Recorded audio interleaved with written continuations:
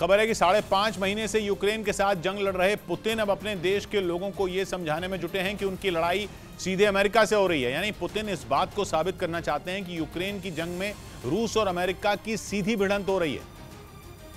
और कहा जा रहा है कि पुतिन और उनके सिपहसालारों ने कुछ हफ्ते पहले से ही रूस में ऐसा माहौल तैयार करना शुरू कर दिया था। वो अपने देश के लोगों को यह भरोसा दिलाने की कोशिश करने लगे थे कि उनकी लड़ाई सिर्फ यूक्रेन से नहीं हो रही है, बल्कि अमेरिका भी उनके साथ सीधी जंग लड़ रहा है।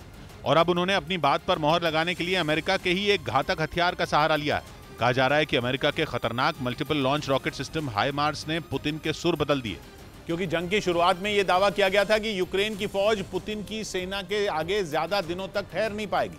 कहा जाता है कि पुतिन को भी कुछ ऐसा ही भरोसा था, लेकिन यूक्रेन जल्द उनके सामने घुटने टेक देगा।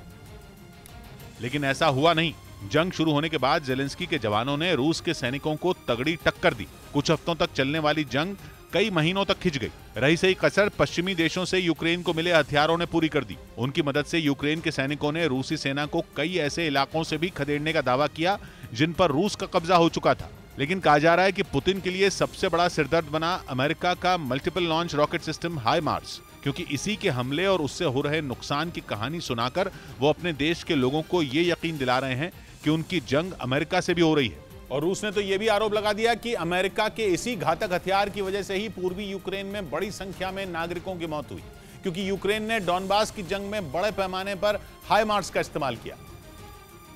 और अमेरिका के एकदम हाईटेक और मीडियम रेंज के मल्टीपल लॉन्च रॉकेट सिस्टम हाइमार्स ने युद्ध में उतरते ही अपनी ताकत का लोहा मनवाना शुरू कर दिया। ये एक साथ कई मिसाइलें लॉन्च करने की ताकत रखता है। इसकी हर मिसाइल जीपीएस तकनीक से लैस होती है, यानी एक बार ये दुश्मन पर चल गई तो फिर उसे खत्म करके ही रहती है। इसीलिए यूक्रेन काफी वक्त से डॉनबास की लड़ाई में इस्तेमाल करने के लिए अमेरिका से इनकी मांग कर रहा था। हालांकि अमेरिका से इनकी खेप पहुंचने से पहले यूक्रेन के पूर्वी हिस्से डॉनबास पर पुतिन की सेना ने अपनी पकड़ काफी मजबूत कर ली थी।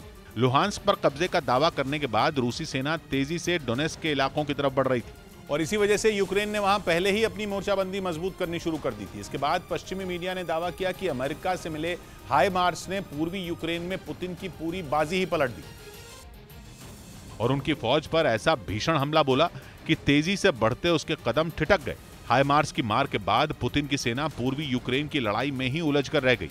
यूक्रेन ने दावा किया कि सिर्फ हाइमार्स से किए हमलों में ही अब तक रूस के 100 से ज्यादा सैनिक मारे जा चुके हैं। बताया गया कि अमेरिका ने अब तक 12 हाइमार्स यूक्रेन की मदद के लिए भेजे हैं, जबकि 4 और हाइमार्स जल्द ही यूक्रेन को मिल जाएंगे। यानी आने वाले दिनों में यूक्रेन की ताकत में और इजाफा हो सकता है, जंग और लंबी खिंच सकती है।